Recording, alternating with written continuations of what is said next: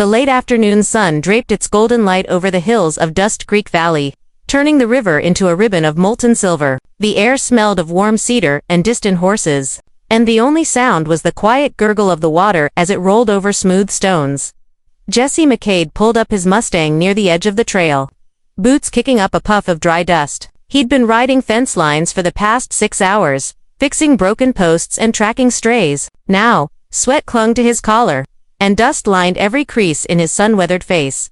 He tugged off his hat, ran a hand through his damp dark hair, and leaned against his saddle horn. From his perch above the river, he could see a narrow bend where the cottonwoods grew thick. That's when he saw her. She was standing knee-deep in the shallows, her back to him, water glistening on her bare shoulders as sunlight danced across her skin. A white chemise clung to her frame, transparent with river water, and her hair long honey blonde, and loose fell like a waterfall down her spine. Jesse froze, not out of shame or guilt, but something else. Reverence. She looked like a painting, untouched, unaware, a moment not meant to be seen.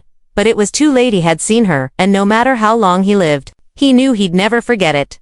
She turned her head slightly, sensing something. Maybe the hush of the trees had changed, or the wind whispered a warning. She didn't call out, didn't startle.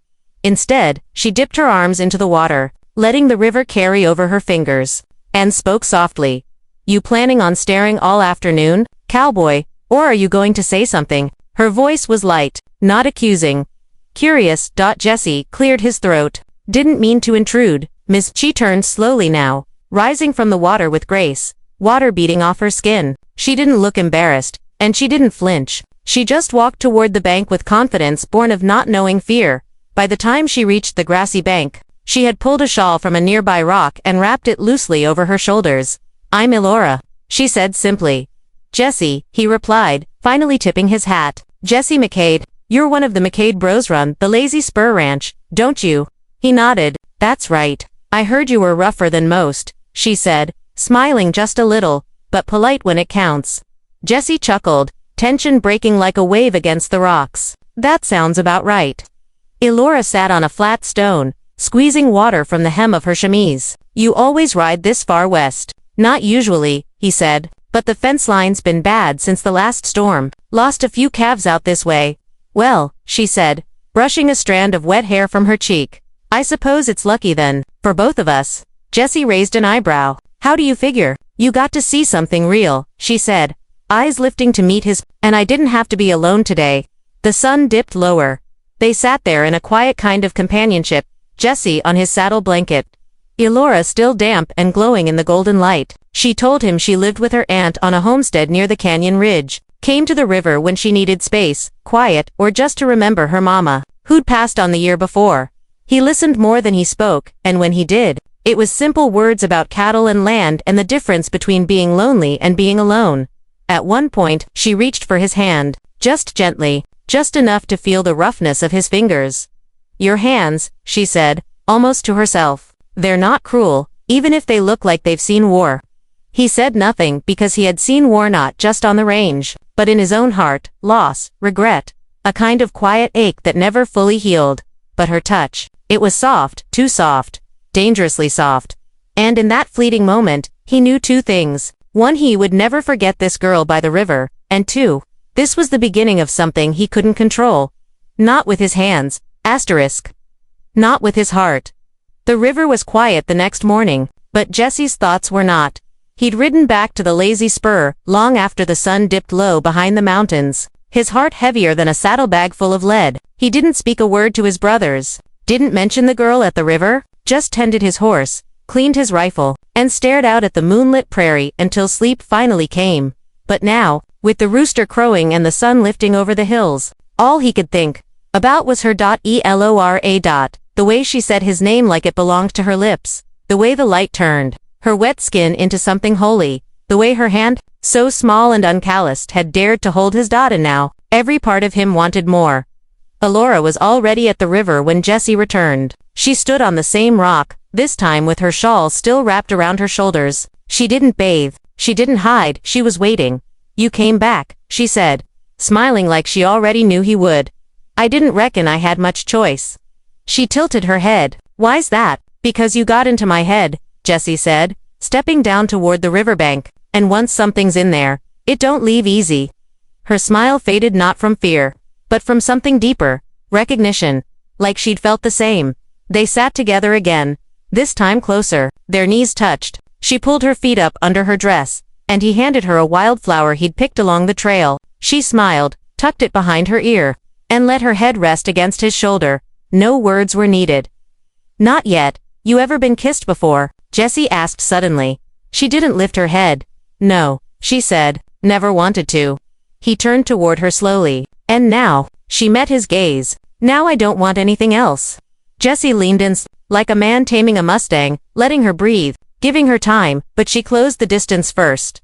Her lips brushed his, like a whisper, uncertain at first, then hungry, curious, soft, the kind of kiss that doesn't ask permission, only forgiveness. They broke apart breathless, eyes wide, hearts pounding. And just like that, the line between innocence and desire vanished, washed away, like footprints in the river sand. Elora, Jessie murmured, voice thick with want and warning. You don't know what you're asking for. Yes, I do, she whispered. I'm asking you not to walk away. But Jesse McCade wasn't a man who believed in happy endings. Not after what happened in Abilene, not after Lucy. He stood, backing away, hands trembling. This ain't right, he muttered. You're too young, too untouched. I'm not a child, she said firmly, rising to face him, and I'm not afraid of you. You should be. Why? She challenged. Because you've seen pain. Because you're not gentle with your own heart. I've known grief too, Jessie. I watched my mother die in a dry bed with no one but me to hold her hand. Don't tell me what I am. The silence between them pulsed like lightning behind clouds. Then he did something she didn't expect. He dropped to one knee, pressed his forehead to her stomach, and let out a long, broken breath. I don't know how to be good for someone like you, he said, but God help me. I want to try. Elora sank down with him, wrapping her arms around his broad shoulders, holding him like he was the one needing saving. And maybe he was. Maybe love wasn't something you gave.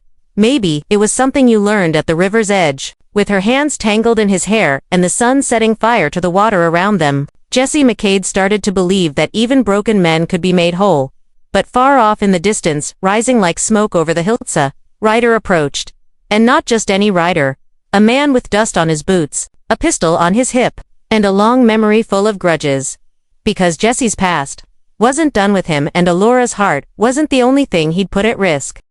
The horse kicked up a steady rhythm across the dry valley floor, its rider hunched low, eyes squinting against the dust. He wasn't in a hurry, but every mile he closed on Granger's Bluff was deliberate. His name was Bo Larkin, and he carried more than just a saddlebag and a .44 for Colt. He carried a grudge. 12 years ago, Jesse McCade left Bo's brother bleeding in the dirt outside a saloon in Abilene, and though the law called it self-defense, Bo didn't care what the law said. Bo had his own brand of justice, and this time, Jesse McCade was gonna answer for what he did. Back at the river, Elora rested her head against Jesse's chest as the shadows lengthened. Their kisses had cooled into silence, but the heat between them hadn't faded. Jesse held her like she might vanish if he let go, and she held him like she knew he never really belonged to the world. I never thought you'd be this kind of man, she whispered. He brushed her cheek with the back of his hand. What kind is that? The one who's careful, the one who waits. Jesse let out a breath. That's 'cause I know how fast things can go wrong. She looked up at him. Tell me about Abilene. He stiffened. I've heard the stories, she added. They say you killed a man and ran. I didn't run, Jesse said, jaw tight. I walked out the front door. Then why does everyone think because no one remembers the truth when the lie sounds better? He stood, walking to the river's edge, picking up a stone and skipping it across the water. I was working a ranch outside Abilene, just passing through. Some drunk named Larkin tried to drag a girl upstairs in the saloon. I stepped in. He pulled a gun. I was faster.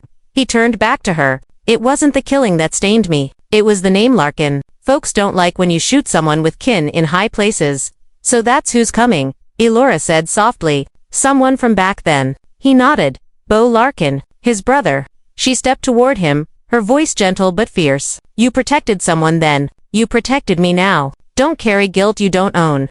Jesse smiled, but it didn't reach his eyes. There's a price to every good deed out here, darlin', and I reckon mine just caught up. By the time they returned to town, dusk had painted the sky in rose and rust. Jesse took Alora straight to her aunt's cabin, dropping her off with a promise he didn't know if he could keep. "I'll come back tomorrow," he said, touching her cheek. "If I can." She gripped his hand. "You'd better." That night, Jesse saddled up and rode to the edge of town. He didn't sleep, didn't drink, just waited. He wasn't surprised when the rider appeared just before midnight, moonlight glinting off the pistol at his side. Bo Larkin pulled up slow and dismounted, brushing the dust from his duster like he was shaking off the years. Well, he said, voice like gravel. "Didn't think you'd have the stones to stay and meet me." Jesse stepped forward, hands empty. "Ain't ever run from a fight, Bo. Won't start now." "I ain't here for a fist fight, I figured." Bo's hand hovered over his gun. "You remember how my brother died?" "I remember he pulled first." Bo's eyes narrowed. "I remember blood. I remember saving a girl." "Well," Bo said, "I'm here to balance the scales." Jesse didn't move. "You got a choice, Bo. Ride back out of here and live, or draw and die for a lie." Bo grinned. "A McCade preaching piece. World's gone strange." Then he drew dot. It was over in half a heartbeat. Jesse didn't even think, just moved. One clean motion, like 1,000 times before. His bullet struck first. Bo staggered. Gun falling from his hand, landing in the dirt with a dull thud. He collapsed to his knees, staring at Jesse with wild, disbelieving eyes. Jesse walked forward, knelt beside him. "I didn't want this," he said. "Not then, not now." Bo coughed, blood spilling from his mouth. "You should have run?" "I tried that," Jesse whispered. "Didn't work." By dawn, the body was buried just outside town. No ceremony, no markers, just the wind, and the man who survived again. But Jesse wasn't proud of it, and as he rode toward the river, toward her, he wondered if Alora could still love a man who kept coming back covered in someone else's blood. He wasn't sure, but he had to find out.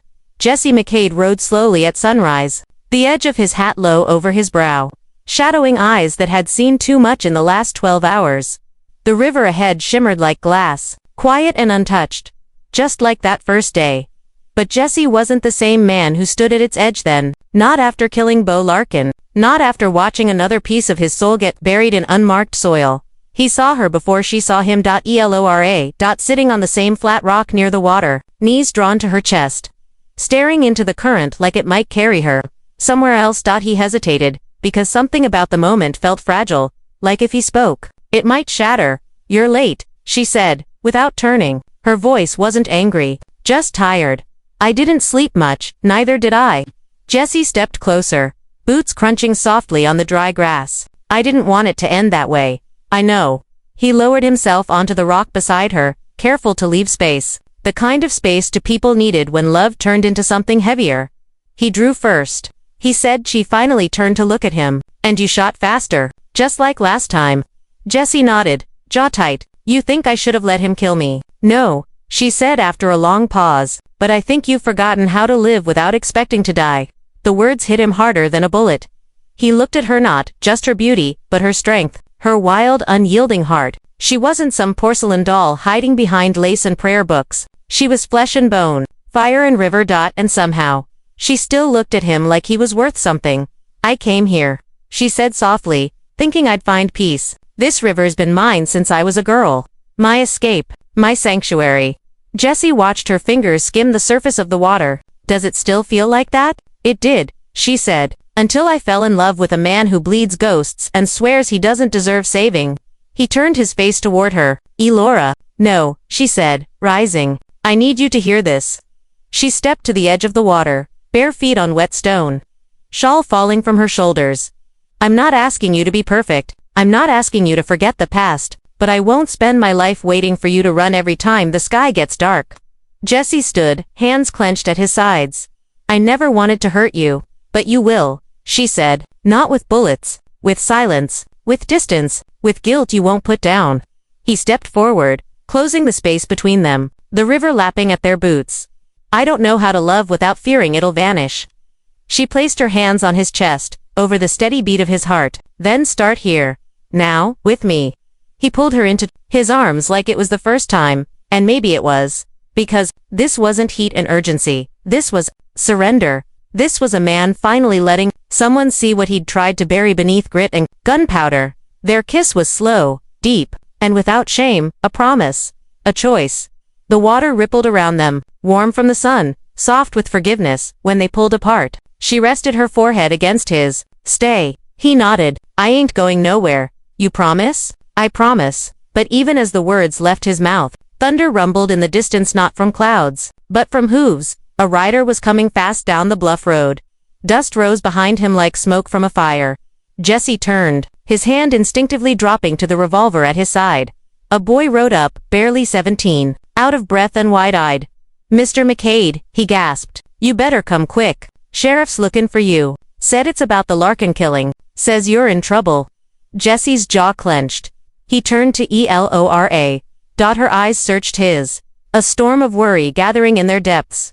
What now? She whispered. He reached for her hand and kissed it. Now we find out if the truth is stronger than the past. And with that, Jesse McCade mounted his horse and rode toward town. Not away from trouble, but toward justice by the first time in his life. Granger's Bluff was tense when Jesse McCade rode in. Shutters cracked open. Folks stepped off porches. The sheriff's badge glinted in the morning sun as Sheriff Burke stood at the town square with 2 deputies flanking him, hands near their pistols like they were expecting a fight. Jesse dismounted slow and deliberate. Every eye in town on him. Elora's boy, someone whispered. That's the McCade that shot Bo Larkin. Sheriff Burke stepped forward. Jesse, you and I need to talk. Jesse nodded. Reckon we do. Inside the sheriff's office, Jesse removed his hat and leaned against the wall. The air was thick with tension and dust. The kind that settled after bad news and didn't want to move. Burke didn't waste time. You shot a man yesterday. I did, Bo Larkin. That too. Why? Jesse's eyes narrowed. Because he came here to settle a blood debt. He drew on me. I drew faster. Burke watched him for a long moment. Witnesses. Jesse shrugged. No one but me. And him. And God. The sheriff sighed and sat behind his desk. Bo was no saint, but he had kin. And kin, with reach. You kill a Larkin, you better be ready to ride or swing. I'm tired of running, Sheriff. And you think that makes you innocent? No, Jesse said, his voice low and firm. But it makes me ready. The door opened. Elora stepped in like a thunderclap, wrapped in a cotton dress. Her chin was high, her eyes burning. You want the truth, Sheriff? She asked. Here it is. She told them everything. About the river. About Jesse's past. About how Bo Larkin came hunting for a killing, not justice. Burke leaned back in his chair. You're saying this was premeditated? I'm saying Jesse tried to walk away, and Bo wouldn't let him. Burke scratched his jaw. You're making a hell of a defense for a man most folks think is nothing more than a hired gun. I know what kind of man he is, Elora said, because I saw what the rest of the world didn't. Burke looked between them, Jesse.com and silent, Elora, fierce and loyal. Then he nodded slowly. Officially, the sheriff said, I'll need to write it up as a case of self-defense. Unofficially, I'd recommend you both keep your heads down for a while. The Larkin family's like fire smoldering, even when it looks dead. Later that day, Jesse walked out of the sheriff's office a free man. But the weight he carried wasn't any lighter. Outside, Elora was waiting. She had her shawl in one hand and a stubborn tilt to her chin. So, she said, what now? Jesse took her hand, rough and calloused against her softness. I ain't got much. Just a horse, a broken name, and some land up near Cedar Hollow. Is there water? He grinned. Plenty. Then that's enough. They rode out that evening, just the two of them. As the sun sank behind the bluffs and the coyotes began to sing, they reached the bend in the river where it had all begun. She slipped from her saddle, stepped to the water's edge, and turned to face him. Do you remember what I said that first day? She asked.